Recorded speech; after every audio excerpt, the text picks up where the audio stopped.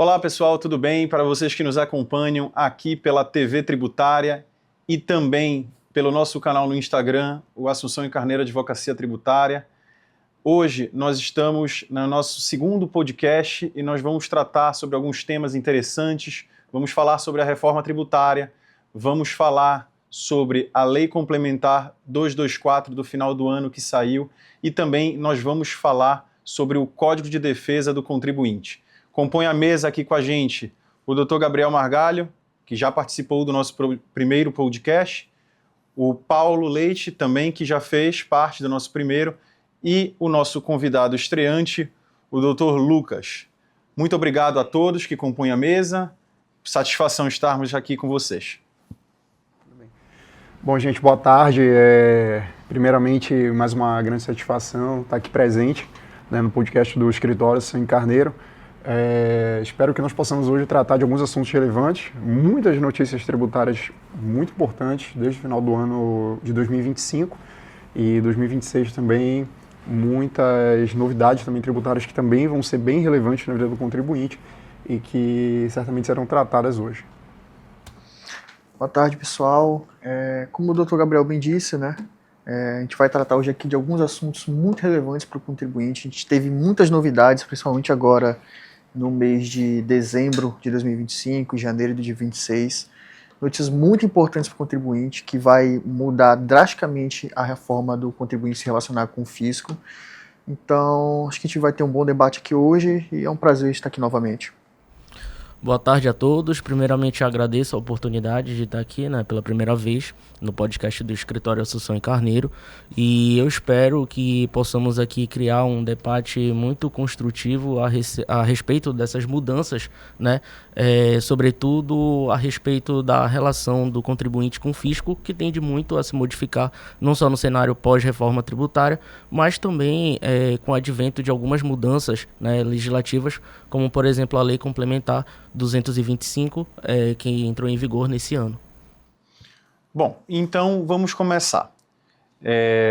Nosso podcast hoje vai ser dividido em 3 blocos, né? E nesse primeiro bloco nós vamos falar da reforma tributária em si, tá? Do início da reforma tributária e de como ela está acontecendo nesse primeiro momento.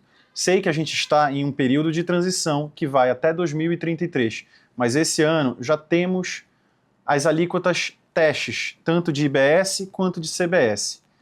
As empresas já estão preparadas? Como uma empresa se prepara para essa realidade que se apresenta neste ano? Lucas, eu gostaria que você falasse um pouquinho para a gente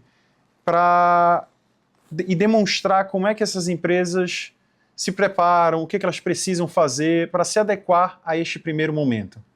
Bom, o primeiro momento, como o Gil acabou de explicar, é um momento de transição. Então, justamente por ser um momento de transição, é um período no qual as empresas elas terão para se adaptar. Não é uma mudança abrupta, de que o contribuinte da noite para o dia vai precisar mudar todo o seu relacionamento com o fisco, a forma que paga impostos, também as obrigações acessórias. Mas nesse primeiro momento é primordial que ele busque ajuda especializada, né, de um escritório de advocacia tributária e também alinhe a sua parte contábil. Então, no primeiro momento, eu diria que é de consultoria, de buscar ajustes, de conversar, né, com o jurídico da empresa e com a parte contábil também. Então, é um período de transição que possibilita ao contribuinte esse estudo, esse desenvolvimento gradativo, para que ele não venha, no futuro, ter problemas com o fisco, né? A gente está falando de uma alíquota teste de 1%, tá? Essa alíquota teste, de alguma forma, ela vai impactar o caixa das empresas ou é apenas algo pro formis? Por enquanto não vai ter qualquer tipo de impacto, muito embora essa alíquota já deva servir como parâmetro de valor, hipoteticamente, a ser recolhido pelo contribuinte, ou seja, ele deve estar consignado já na nota fiscal a partir de 1º de janeiro de 26, né, a título de IBS e CBS, o valor resultante da aplicação dessa alíquota não deve ser recolhido pelo contribuinte, porque a intenção do fisco, nesse primeiro momento, nesse ano de 2026, é exatamente fazer um teste. Vamos ver se os contribuintes, se os emissores de documento fiscal, eles já estão se adequando a essa primeira realidade, ou seja, é uma realidade meramente de obrigação acessória, não há um impacto fiscal, financeiro efetivo no caixa das empresas, muito embora eu acredite firmemente que, já sabendo como o IBS e CBS eles irão impactar, ou seja, diferente do ICMS, eles serão tributos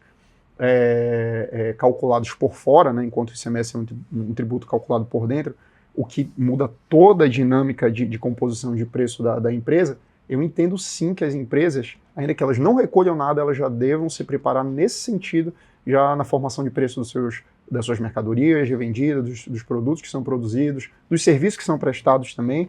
Então, certamente, eu acho que elas já têm que se preparar nesse sentido. Uma pergunta.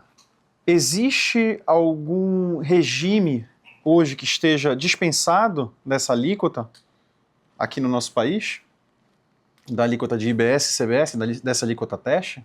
Não, Gil, não existe nenhum regime, e eu tenho a impressão que ano passado a gente veio aqui no primeiro episódio e nós falamos sobre a reforma já ter se iniciado, né, apesar de não ter ultrapassado o ano de 26, e as empresas estarem ainda muito no início, muito sem entender, muito sem se preparar para o que está acontecendo.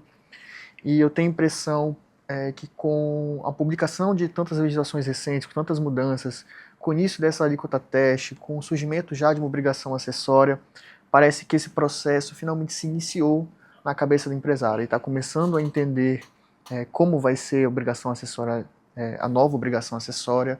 Ele vai ter que começar a entender, como o Gabriel citou, a composição de preço, como vai tratar esses dois tributos a partir do ano que vem, quando houver os dois impostos simultaneamente, com formas diferentes de calcular, se não por dentro ou por fora, como vai ser a precificação dessas mercadorias. Então eu tenho a impressão que, a partir do surgimento dessa obrigação acessória, dessas legislações recentes que surgiram, que se iniciou na prática, nas empresas, o processo da reforma tributária. Aproveitando o gancho na fala do Paulo, que ele falou de crédito, de apuração da IBS e da CBS, se fala muito em um creditamento pleno, tá? De uma não cumulatividade efetiva, de uma não cumulatividade plena. Como é que isso vai se dar na prática? Vai haver algum tipo de limitador a esse crédito? Não vai? Existe algo que venha a impedir, por exemplo, o empresário de tomar algum crédito em função de uma determinada compra ou algo do tipo? Ou simplesmente ele faz a compra e já consegue se creditar? A regra, na verdade, é que, diferente da situação atual, a possibilidade de tomada de crédito seja praticamente plena, né? Ou seja, os insumos adquiridos por uma empresa, por uma indústria, alguns bens de uso e consumo, ou seja, que não são bens destinados a serem empregados no produto final, mas também darão direito ao crédito, e o próprio bem, né, do imobilizado dele, sei lá, como, por exemplo, computadores utilizados por uma empresa, mesas, cadeiras, enfim, eles também poderão ser percebidos os créditos dessas aquisições. Em relação ao imobilizado, muito embora hoje seja permitido, hoje nós temos uma fórmula, né, que você vê que só pode utilizar 1,48 todos os meses, né, a partir da aquisição, e a partir da reforma tributária não, você já vai poder tomar de forma integral. Por que eu falei praticamente plena? Porque ainda há um certo limitador, né? Qual é o limitador? A primeira situação seria se eu verificasse se de fato aquele produto que eu estou adquirindo não está sendo utilizado pela empresa. Por exemplo, uma empresa, um supermercado adquire um Audi, um carro, uma Mercedes que não tem qualquer finalidade com a empresa. Material de piscina e a empresa não vende nada de piscina. Exatamente, e aí verifica-se que, por exemplo, essa mercadoria está sendo adquirida, na verdade está sendo para a figura do sócio. Né? Então, nesse caso, eles não podem tomar esse crédito. E a outra coisa também, que diferente de como é hoje, por exemplo, em relação ao ICMS, como é que nós tomamos o crédito? Se você tem ali aquele imposto destacado na nota fiscal, pouco importa se aquele fornecedor, se aquele remetente recolheu ou não. Se está destacado, você consegue tomar. A partir da reforma tributária, não. O recolhimento desse valor, a dívida que você vai tomar como crédito, ele precisa acontecer. Independentemente se vai ser esse recolhimento realizado pelo remetente, fornecedor, ou até mesmo aquele adquirente ele pode realizar esse recolhimento para que ele possa tomar esse crédito. O fato é que o crédito, para ser percebido, ele precisa ser efetivamente pago, né, diferente da sistemática atual. Correlação. Claro, e ter a correlação. Falaste do ICMS, né, especificamente, e eu tenho uma pergunta um pouco mais espinhosa, né, em relação ao crédito atual de ICMS, para aquelas empresas que possuem crédito, por exemplo. Normalmente, empresas exportadoras tendem a ter bastante crédito de ICMS, tá? Como é que fica essas empresas? Vai ser feito um transporte automático desses créditos ou não vai? Existe alguma porcentagem que vai poder ser utilizada? Existe alguma matéria já tratando sobre o assunto ou isso ainda vai ser matéria para o futuro? A verdade é que, em relação a essa situação dos créditos acumulados, né, durante essa transição, eles ainda não estão disciplinados legalmente de uma forma totalmente plena. O que se sabe, na verdade, é que aqueles que possuem vamos dizer assim, um banco de créditos, esses créditos acumulados, poderão ser ou utilizados ou eventualmente ocorrer uma espécie talvez de ressarcimento, como dizendo, ainda não há uma regulação plena, mas o que se sabe é que ocorrerá de uma forma paulatina, né? O contribuinte que ainda tiver esse saldo, ele não vai conseguir puxar tudo de volta para ele de uma vez só. Ele vai percebendo aos poucos, mas ainda precisa de uma regulamentação a mais para que a gente tenha uma ideia melhor. Tá. E, Lucas, falando um pouco então aqui das empresas, qual é o principal erro que as empresas estão cometendo nesse período de transição, na sua visão? Bom, na minha visão, eu diria, Gil, que o principal erro é justamente não alinhar a parte contábil com a jurídica, né? O que a gente muito vê, por exemplo, no escritório hoje, são erros, assim, eu diria, entre aspas, bestas, mas que podem acarretar um grande prejuízo, até mesmo financeiro para a empresa. Como, por exemplo, quando a gente vê a classificação errada de um produto, um CFOP utilizado de forma equivocada, que não condiz com, de fato, aquele produto, e isso para fiscalização, né, é um erro que pode acarretar um auto de infração.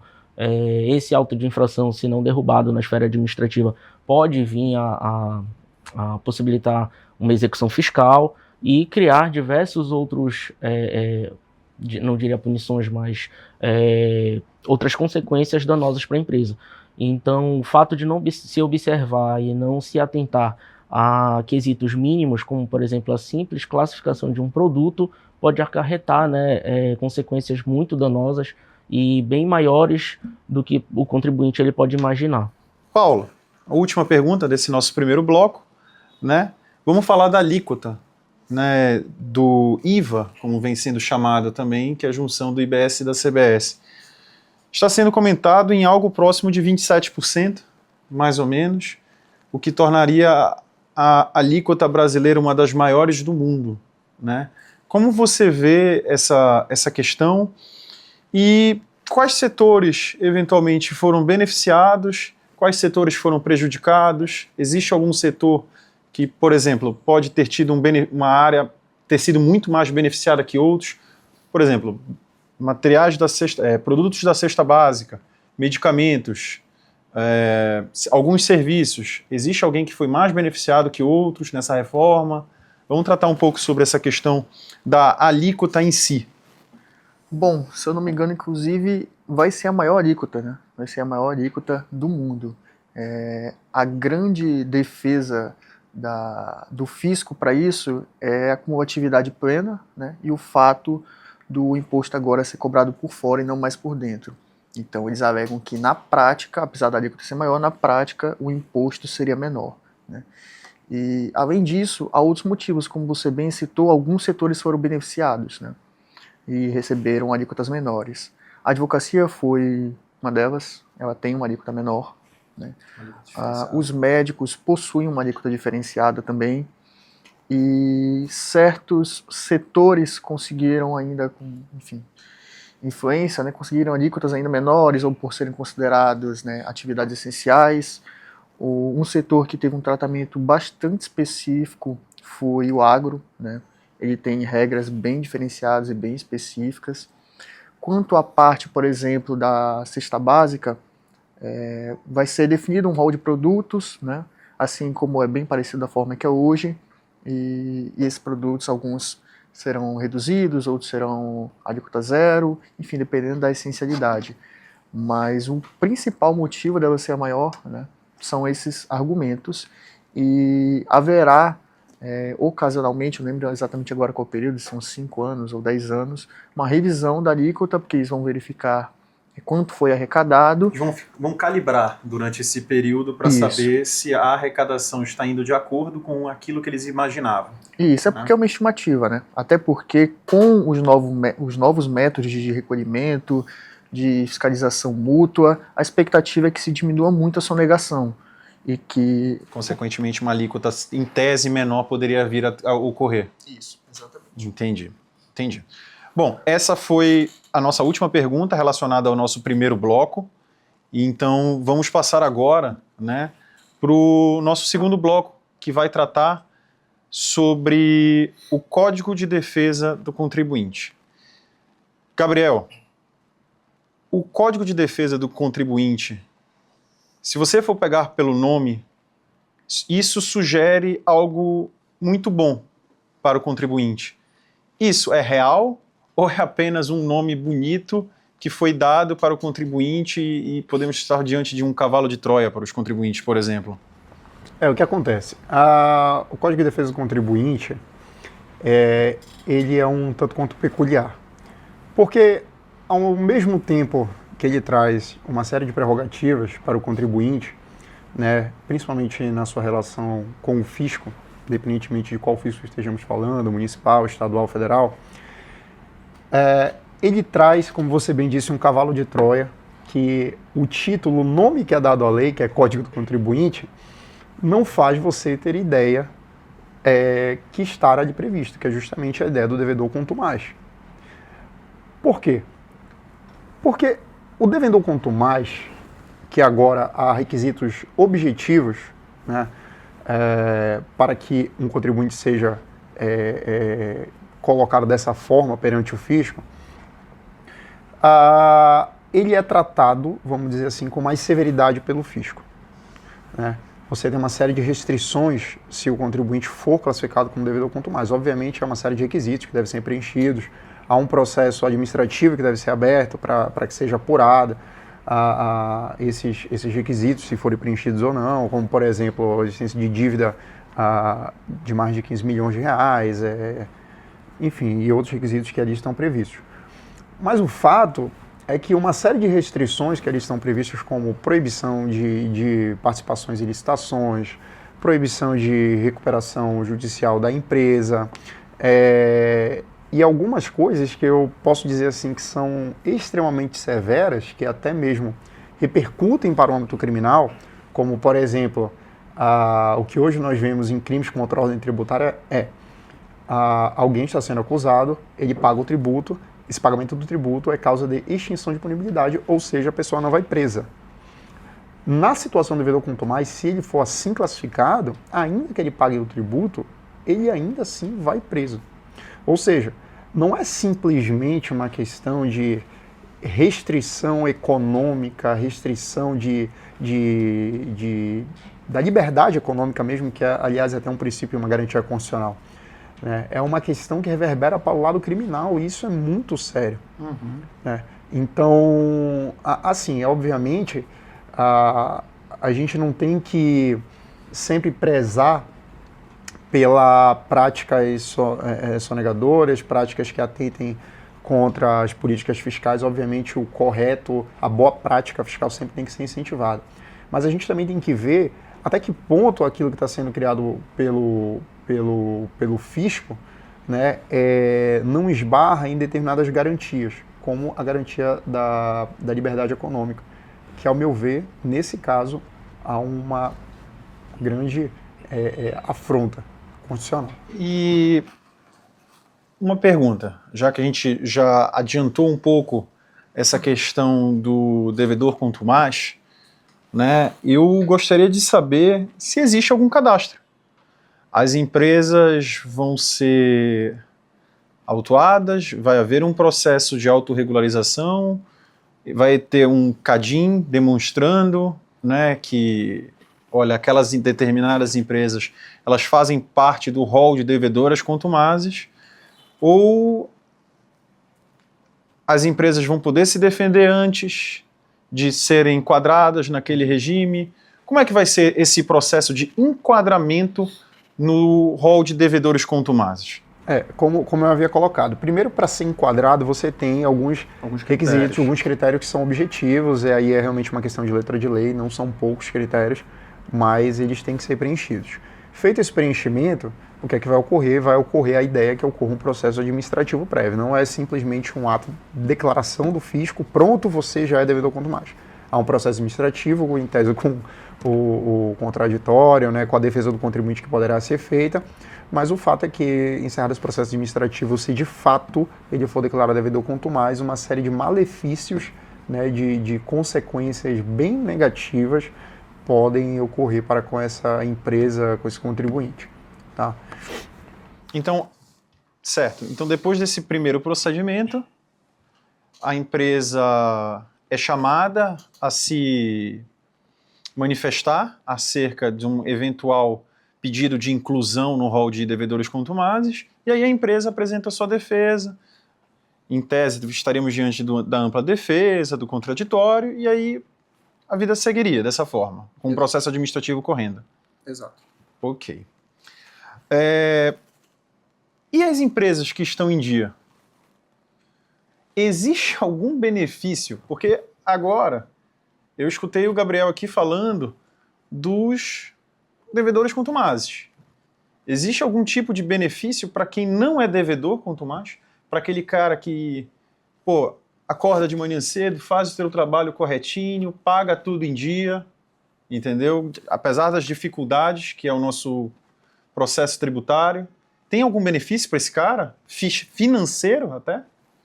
Entendi. Tem benefícios. O Código de Defesa do Contribuinte, ele tem uma dicotomia muito grande, né? A gente vai ver, como o Gabriel falou, quem é devedor contumaz, quem não costuma pagar, quem realiza parcelamentos e não cumpre reiteradamente, tem dívidas enormes, né? Ele é punido de forma severa, né, pelo fisco, mas em compensação o código também defende um pouco o contribuinte, né? Não podia ser também... Só para um lado.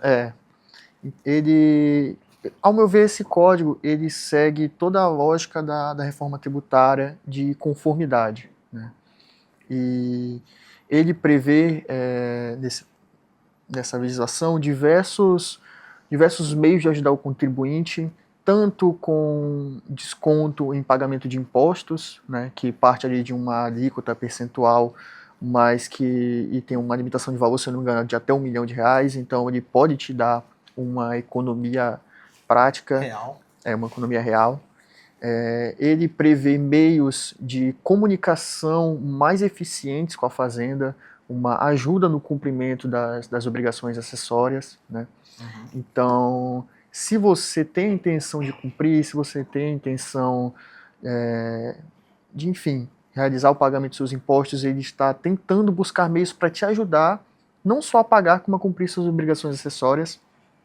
E até entrando nessa parte de conformidade, a gente vê que cada vez, não só pelo desconto do pagamento de imposto, vai ser mais importante a empresa ter muito bem alinhada a sua contabilidade também, porque a própria legislação prevê, para fins de cadastro como devedor contumaz, a análise das dívidas, e ele vai a partir da DRE, que foi declarado na FD, na ECD, vai ver quanto aquele contribuinte deve, se ele tem capacidade de pagamento. Se você for um bom contribuinte, ele prevê até meios de defesas em que, poxa, se eventualmente em uma crise, por algum motivo externo, você não conseguiu realizar esse pagamento, ele prevê que isso tem que ser analisado. Ele fala que as formas de pagamento concedidas à empresa devem considerar todo o contexto econômico, a atividade da empresa, a situação financeira específica daquela empresa. Então ele também traz benefícios ao contribuinte que busca cumprir a legislação. Então a gente está falando para aqueles contribuintes que procuram estar corretos com o fisco, de uma certa presunção de boa-fé efetiva, né, por parte do fisco, em que alguns argumentos vão ser aceitos, algo que, por exemplo, hoje não é. O Paulo falou muito bem na parte de momentos de crise, por exemplo, posso citar várias empresas, até que apareceram na época no escritório, que não conseguiram realizar o seu pagamento, muito em função de uma queda expressiva nas suas vendas no período da Covid. Tá? Então, a argumentação de que, olha, não consegui pagar por causa da Covid, seria então, em tese, um argumento aceito. Seria um argumento aceito, demonstrar a sua situação financeira, desde que sua contabilidade esteja toda em dia, vai ser um argumento aceito. E a presunção da boa-fé, inclusive, está prevista expressamente no Código. Tá? O contribuinte vai ter a sua boa-fé presumida e a Fazenda vai ter que desconstituir e mostrar, seja pela anidoneidade de documentos,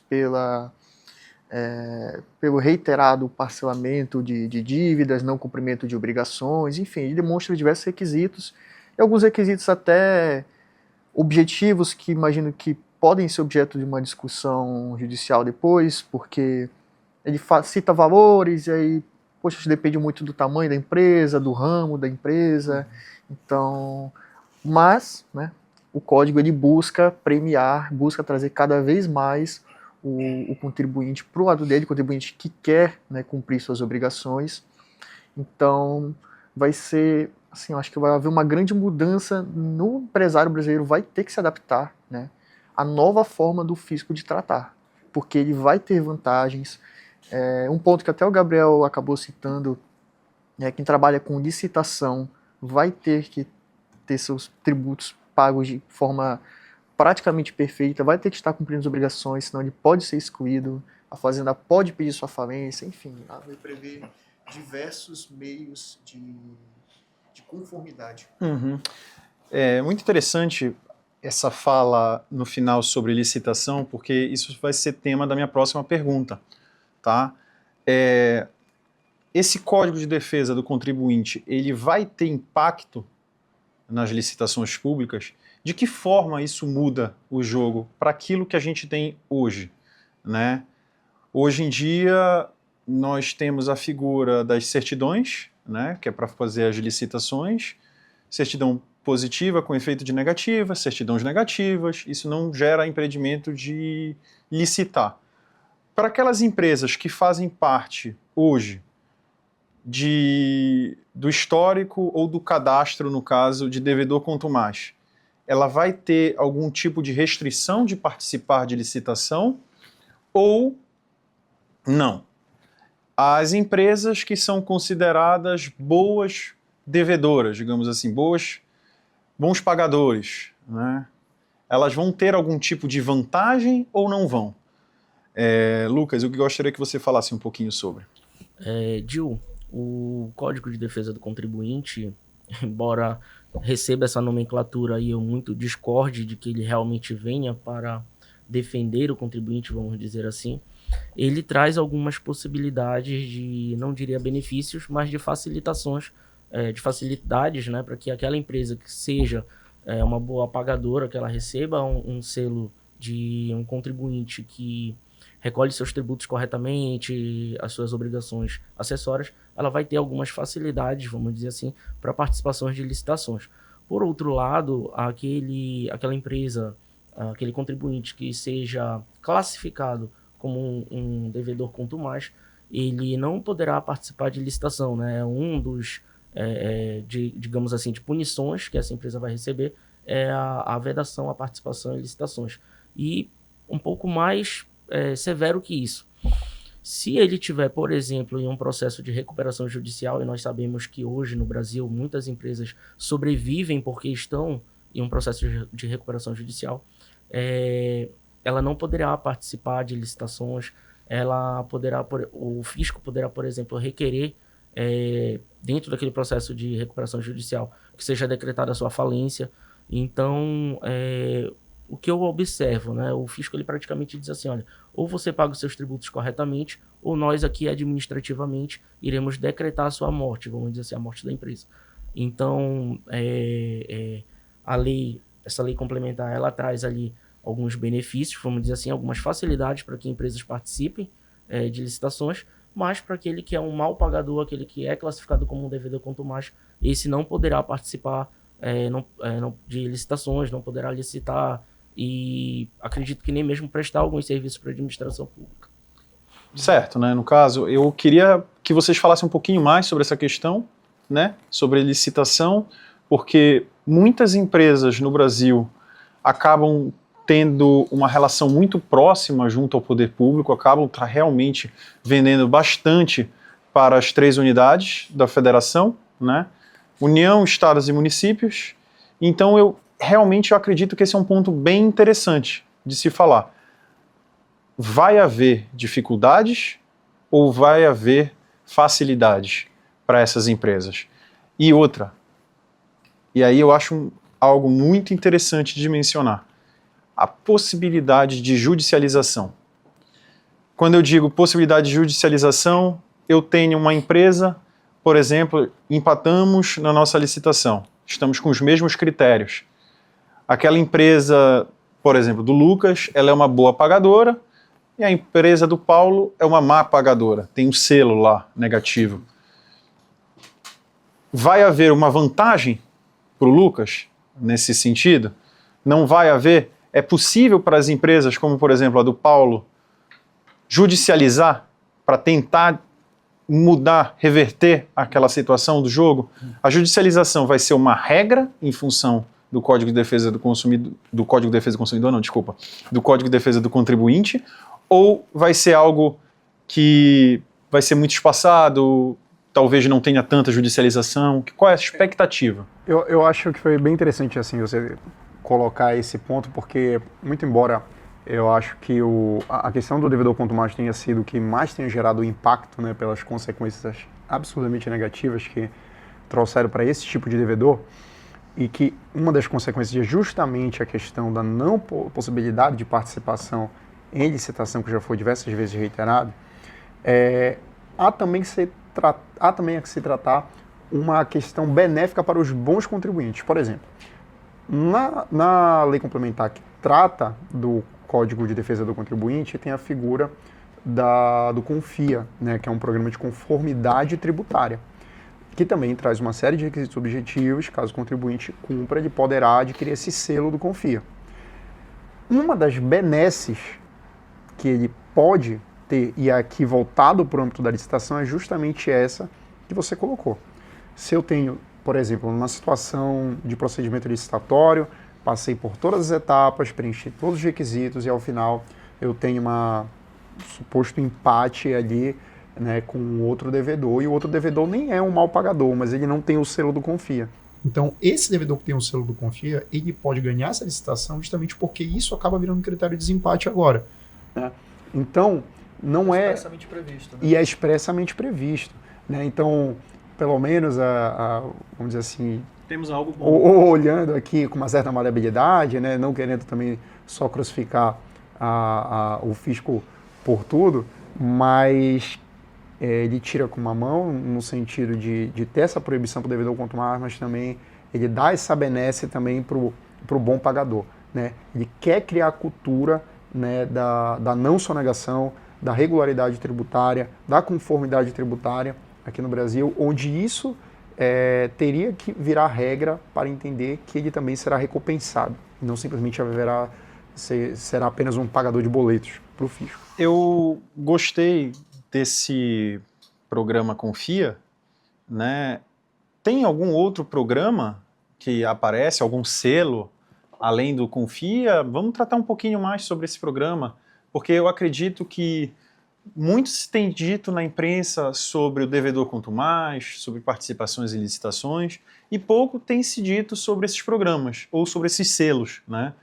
Então, Paulo, eu queria que tu falasse um pouquinho sobre eles. Tem algum benefício, por exemplo, além de ser um critério de desempate em licitações, quais são as vantagens que esse programa traz, ou esses programas, né, no caso, se tiver mais de um programa? Além do Confia, nós temos me fugiu o nome agora.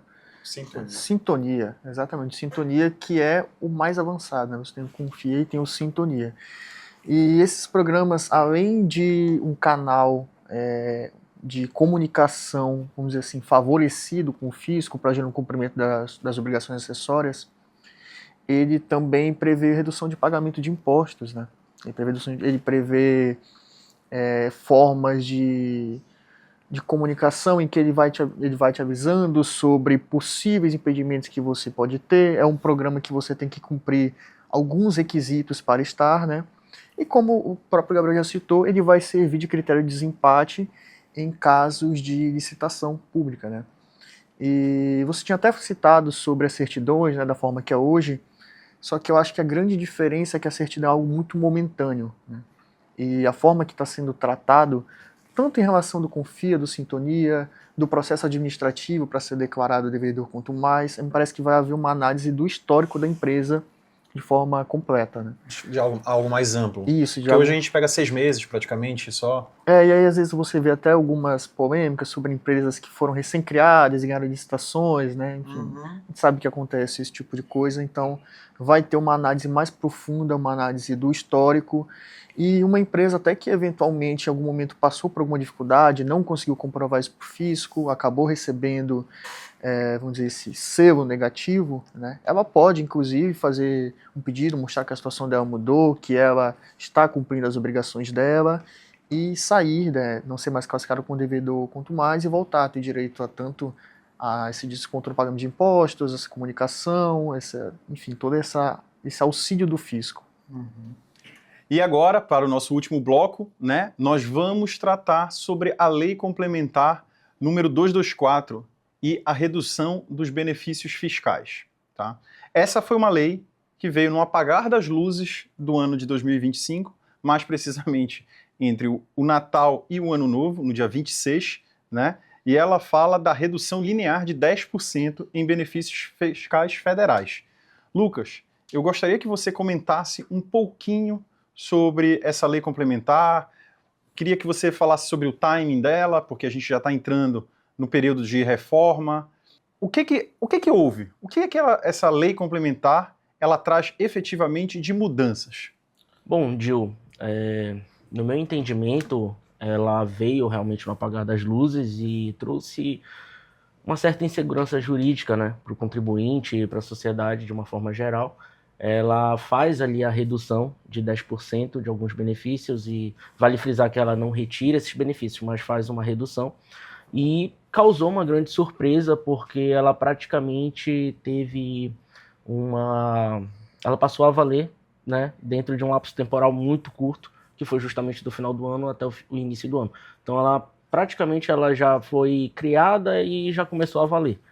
E trouxe um certo prejuízo, vamos dizer assim, para o contribuinte, sobretudo aquele que esteja no regime tributário do lucro presumido, porque, veja bem, se ele tinha ali uma redução de X valor, e agora essa redução ela tem um corte de 10%, e isso necessariamente vai interferir no caixa dele, né, e vai ter ali um impacto financeiro muito grande na empresa. Então, eu diria que ela já poderia ser considerada como uma certa introdução, vamos dizer assim, à reforma tributária. Você falou rapidamente sobre a questão do lucro presumido, né? E que hoje, no caso hoje, quando eu falo nesse sentido, era como o contribuinte tinha a imagem do lucro presumido. Para muitos doutrinadores, o lucro presumido é uma forma de regime de tributação, tal como o Simples Nacional, o lucro real, né? O lucro presumido vinha como uma forma, né? E para essa lei, ela é tida como um benefício, né, fiscal. Eu queria, Gabriel, que tu tratasses um pouquinho, né? O que muda para essas empresas do lucro presumido? Por que você acha que o governo resolveu editar, né, incentivou, no caso, né, a criação dessa lei complementar de número 224, né, no final do ano passado, e fins arrecadatórios somente? Qual é a ideia por trás disso, né? Primeiro, tratando especificamente da forma como a legislação trata o lucro presumido, eu acho que é até importante só fazer uma complementação, no sentido de que eu acho que não só a doutrina entendia o lucro presumido como regime normal de tributação, a própria legislação ela tratava dessa forma. Né? Nunca houve qualquer indício na legislação federal que o lucro presumido era um benefício fiscal. Só que com a lei complementar, né, a 224, ele trouxe expressamente o termo benefício fiscal para o lucro presumido. E ele começa a encarar como único modelo, vamos dizer assim, base, o modelo normal, entre aspas, aqui, o lucro real. Ou seja, o lucro presumido agora é benefício fiscal. E qual a consequência prática para o contribuinte? Qual o aperto no bolso que ele vai ter? Bom, nós temos hoje a seguinte sistemática para o lucro presumido. A empresa tem o seu faturamento, sobre esse faturamento ela aplica o que a gente chama de margem de presunção, que a depender da tua atividade vai ser aplicado. E aí pode ser, por exemplo, para o setor de serviço 32%, para o setor de comércio 8%, o setor de transporte rodoviário também 8%, e por aí vai. Só que agora ele vai ter um acréscimo sobre essa margem de presunção, um acréscimo de 10% sobre essa margem de presunção, sobre o valor que ultrapassar 5 milhões do seu faturamento. Né? Esse faturamento que você fala, faturamento anual? Faturamento é apurado no ano, tá? Ou seja, se a gente for pegar de uma forma proporcional, como ocorre no recolhimento do presumido, que é trimestral, seria 1.250.000 a cada trimestre, né? Totalizando. Então, tudo aquilo que passar desse 1.250.000 vai haver um acréscimo de 10%.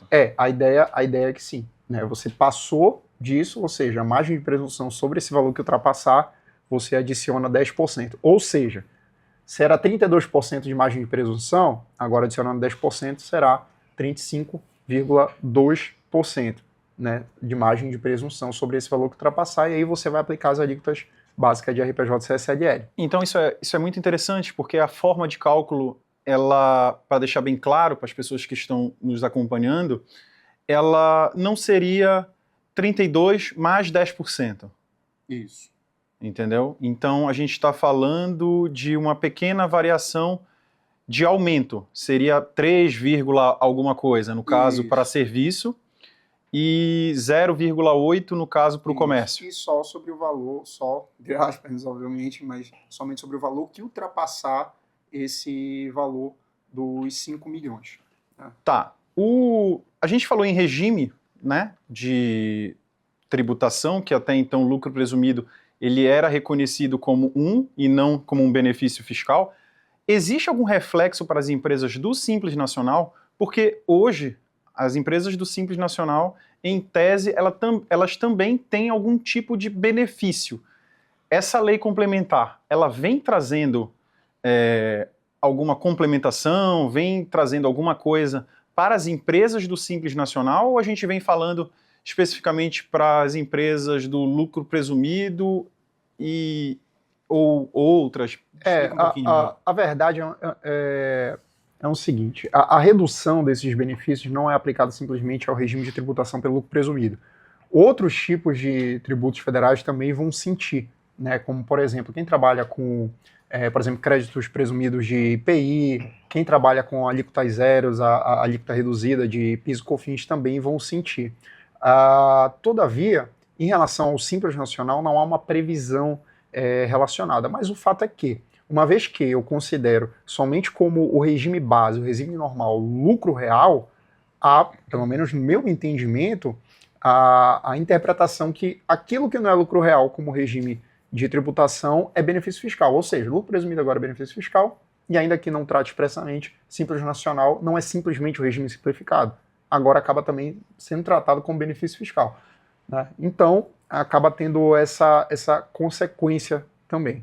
A gente está falando aí, vou puxar um gancho agora para o Paulo, falamos um pouquinho de alguns aspectos da tributação, como, por exemplo, tributações de PIS e COFINS, né, que alguns produtos possuem benefício, como, por exemplo, o uso da cesta básica, que a gente já viu no final do ano que vai haver um aumento, né, na alíquota deles, né? E aí eu queria saber, Paulo, essa lei, ela realmente vem para aumentar só a questão do PIS e da COFINS? Ela é transitória? Porque a gente sabe que o IBS e a CBS, no futuro, elas vêm para extinguir o PIS e a COFINS, tá? No contexto de CBS e IBS, ela também vai servir, essa lei complementar, para acrescer o valor ou não? Dil, ao meu ver, não. Ela não tem uma relação direta com IBS e CBS, porque a gente está tratando de tributos diferentes, né? Ainda que ela venha para substituir, né? A gente vê que a legislação ela focou principalmente RPJ, CSLL, PIS e COFINS, né? E a gente tem em relação a PIS e COFINS, por exemplo, que você citou, alíquota zero, algo que inclusive é um pouco problemático ao meu ver, né? Porque ele reduz, por exemplo, os benefícios de mercadorias que tinham alíquota zero, né? E aí, mercadorias que têm alíquota zero geralmente são ligadas a mercadorias essenciais, né? Bens essenciais. A gente tem muito isso em produtos alimentícios, a gente tem cesta básica, apesar de haver algumas exceções para algumas mercadorias listadas como cesta básica, mas no geral, mercadorias com alíquota zero são mercadorias que possuem uma essencialidade e por isso, a princípio, né, houve uma intenção de não aumentar a carga tributária e essa legislação vem justamente no sentido contrário, né? E, além disso, como o Gabriel citou, eu particularmente acho muito problemático a gente considerar lucro presumido como benefício, porque assim nunca foi tratado, né? Sempre foi um regime de tributação, né? Inclusive é uma opção que o contribuinte faz por questões puramente matemáticas de planejamento, né? Como ele pode ser considerado um benefício, por exemplo, se você pode pagar até mais do que você pagaria no lucro real, dependendo do seu planejamento. Então, e assim, se for considerado benefício, quais são as outras consequências, né? Ele vai, a qualquer momento, perder esse benefício, né? Assim, quais são as futuras consequências disso? Eu acho até também uma situação importante agora que veio uma seguinte reflexão. Embora nós estejamos falando de lucro presumido, né, que realmente ele foi colocado de uma forma muito expressa, é inegável que, ainda que indiretamente, empresas de lucro real também podem ter uma certa consequência maléfica financeiramente falando. Por exemplo, quando nós estamos tratando de certos produtos que são sujeitos à alíquota zero de PIS e COFINS, e aqui esses produtos que são sujeitos à alíquota zero a partir de agora, né, melhor dizendo, a partir de abril, já deverão realizar o recolhimento dessas contribuições com o valor de 10% sobre a alíquota básica, ou seja, eles não vão mais ser zero, já há uma carga tributária ali inserida e que repercutirá na composição do preço daquele que eu vender. Tá? Se eu tenho uma empresa do lucro real que está adquirindo um produto que até então é sujeito à alíquota zero, ainda que agora haja esse pequeno recolhimento, ainda assim ele não vai poder tomar crédito. Ou seja, por que ter um impacto direto no lucro real? Porque quem se aproveita da não cumulatividade, PIS e COFINS são empresas de lucro real. Se você, por exemplo, adquirir exemplo, calcário agrícola que é utilizado na agricultura, um setor altamente importante aqui no Brasil, que é sujeito à alíquota zero. Aquele que produz calcário agrícola já vai começar a recolher ainda que 10% sobre a alíquota básica. Mas aquele que adquire não vai poder tomar esse crédito. Então você vê que dentro da não cumulatividade do PIS e COFINS de empresas típicas de lucro real, já vai ter um certo problema. Está preocupante nessa situação. Impacta diretamente no custo. E eu ia falar exatamente sobre isso. Nas nossas apurações, né, no escritório, eu queria perguntar para ti, Paulo, que trata especificamente sobre essas empresas, né, que, por exemplo, a gente tem hortifruti, mercado, supermercado, né, que vende produtos, por exemplo, da cesta básica, entre outros. Como é que fica a tributação para essa galera? Entendeu? Porque, assim, pelo que eu estou ouvindo aqui de vocês, a gente vai ter uma tributação a mais, né? A gente vai precisar organizar junto aos contribuintes essa questão, vai ter que informar para eles comporem o preço deles de forma adequada para refletir esses novos valores. Então a gente está falando de aumento real, né, nos preços. Como é que está sendo tratado isso? Como é que a gente tem feito, né, no caso, essas apurações e como é que a gente tem tratado junto ao contribuinte essa questão? Isso é uma pergunta extremamente prática. Bom, Dil, de fato haverá aumento real, né? Algumas mercadorias foram excluídas desse aumento expressamente, mas algumas mercadorias que tinham alíquota zero passaram a ser tributadas. Então, haverá um aumento real. Esse aumento, ele ainda, na tributação em si, ainda não fez efeitos, porque essa tributação começa a haver a partir de abril, né? Mas para o contribuinte é importante já preparar a composição do preço dele, né?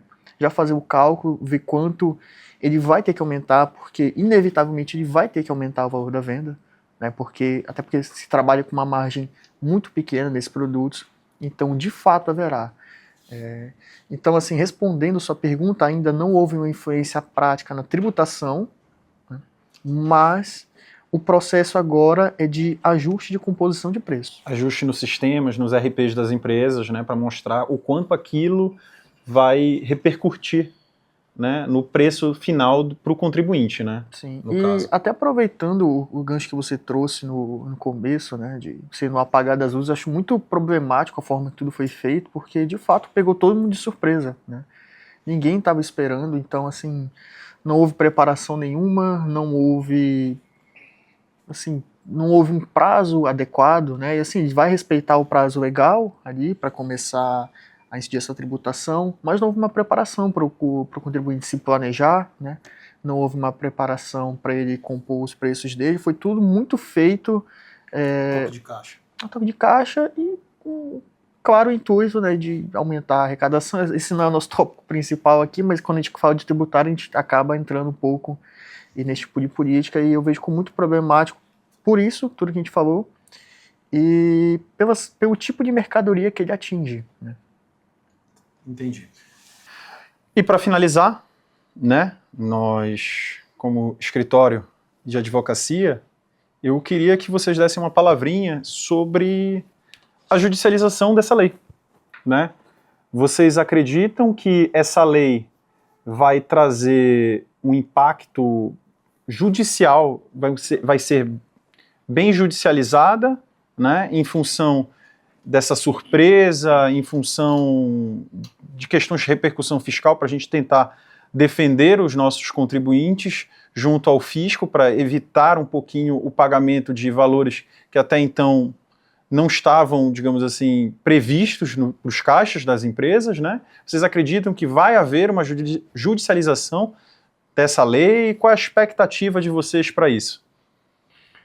Então, Gil, eu acho que na verdade aqui tem algumas camadas. Eu acho que a primeira coisa que o contribuinte tem que se atentar é se de fato todas as suas prerrogativas enquanto contribuinte estão sendo respeitadas, no seguinte sentido. Ainda que o governo, em qualquer âmbito, ele possa ter a liberdade de instituir o tributo, exigir, aumentar, reduzir, obviamente que o direito do contribuinte e suas garantias também têm que ser respeitados. Observados. Dentre elas, as famigeradas anterioridades, anual, no gesimal, e aí que cada tributo tem as suas particularidades, né? Não pode, por exemplo, muito embora o governo tenha sancionado a lei no apagar das luzes justamente para ele se respaldar da anterioridade, determinados tributos têm que ser respeitado um lapso temporal ainda maior, né? Justamente para que a não surpresa possa ser respeitado, o contribuinte possa se preparar para esse aumento, né? O aumento pelo aumento não é um violador, né? O que é violador é gerar esse aumento e não dar um prazo de preparação para o contribuinte, né? E o aumento, e a questão, por exemplo, da judicialização em função da essencialidade do produto?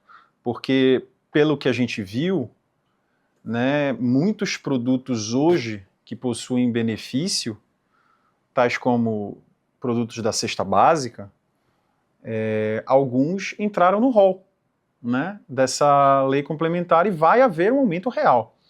Então, será que é possível para as bancas agora de escritório de advocacia criar teses acerca da essencialidade daquele produto e tentar, de alguma forma, tornar essa lei inconstitucional, ter uma briga junto aos setores de classe para discutir essa questão? Porque, ao meu ver, a gente está falando de produtos que vão encarecer o dia a dia do consumidor. E quando a gente fala do consumidor, a gente fala especificamente daquele público mais humilde, né? Porque, no final, esse valor vai ser repassado, né? Os grandes atacadistas, os grandes varejistas, eles vão acabar repassando essa conta para o consumidor final. Então, a pessoa mais humilde vai acabar pagando essa conta no final, entendeu? Então, é possível a gente judicializar essa questão em função da essencialidade? Eu acho que, assim também como a questão da não surpresa, né, que também é uma garantia do contribuinte, certamente a essencialidade, ainda que se olhando indiretamente também, ela também reverbera no contribuinte, né? Ainda que, por exemplo, a Lei Complementar 224, ela trate expressamente que um dos benefícios não terá essa redução de carga tributária, ou melhor dizendo, terá um impacto negativo na carga tributária, será a cesta básica nacional. Ali é um rol de produtos muito pequenos, em que ali a gente não pode restringir a essencialidade de mercadorias para o que está ali, né? Tem uma outra série de benefícios, outra série de mercadorias, série de produtos, séries de serviços que são essenciais para a sociedade e que não foram agraciados com esse não impacto tributário. Então, certamente, eu acho que tem uma discussão muito grande constitucional, não só na Lei Complementar 224, e aí também puxando até pelo que a gente comentou anteriormente, na própria Lei Complementar 225, ou seja, no que tange a questão de liberdade econômica, também que eu acho que impacta ali frontalmente, e que o fato é que essa sanha legislativa, essa sanha arrecadatória que parece que está vindo ali desses últimos 30 dias, talvez, tem uma certa discussão que extrapola a lei infraconstitucional, mas é realmente algo que ganha um respaldo para se discutir judicialmente no âmbito constitucional, no âmbito das garantias do contribuinte, né, no âmbito do seu próprio direito fundamental aqui analisado por essa perspectiva constitucional. Bom, se alguém quiser ainda tecer algum comentário, o microfone está aberto, fiquem à vontade, né? Se eventualmente não quiserem trazer nenhuma consideração a mais, a gente finaliza o nosso programa por hoje. Bom, citando rapidamente sobre a possibilidade de judicialização, eu acho que em relação à Lei 224, talvez em relação a crédito presumido, né? Eu acho que talvez aí tenha uma possibilidade maior de judicialização por todo um planejamento, todo um direito adquirido do contribuinte, dependendo da forma que foi feito, né? Quais foram as condições para esse crédito, enfim, uma análise muito detalhada do caso. Eu acho que pode ter uma judicialização em razão disso. E voltando ao que a gente tinha falado anteriormente, acho que pode haver muito mais em relação ao Código de Defesa do contribuinte. Do que necessariamente a Lei 224 agora. Sim, porque ali você vai pro céu ou você vai pro inferno, né? Ou você tem um tratamento benéfico pelo fisco, ou ele pode, inclusive, declarar a sua falência, e muitas vezes aí vão entrar muitas questões. Vai ter que ser analisado muito o caso específico, qual a atividade daquela empresa, o que aconteceu, houve uma crise econômica, né? Quais foram os números, a análise da DRE dela, se ela tem uma dívida que é maior que o patrimônio dela, se é uma dívida de alavancagem, se é uma dívida saudável, ou é simplesmente uma dívida que está claro que essa empresa não tem condições, né? Uhum. Então, eu acho que vai ter uma possibilidade de judicialização muito grande nesse caso, justamente por causa da especificidade de cada empresa. Eu também entendo que a judicialização vai se dar muito mais perante essa Lei Complementar 225, né, o Código de Defesa do Contribuinte, até mesmo porque, Paulo, você percebe que ali o fisco ele não cumpre um dever dele, que deveria cumprir, de isonomia. Você percebe ali um tratamento diferenciado de uma forma muito grande para aquele que ele classifica como um bom pagador e aquele que ele classifica como um mau pagador. Então, ainda que ali seja assegurado, teoricamente, né, o contraditório e a ampla defesa, a gente deve observar que quem vai estar julgando é o fisco. Então, se você já vem de uma primeira decisão que não é favorável e você recorre administrativamente, muito provavelmente essa segunda decisão também não vai ser favorável. Então, eu acredito que isso vai dar uma judicialização muito grande e, inclusive, os escritórios já vêm se preparando para esse tipo de demanda, né? Então é isso, pessoal.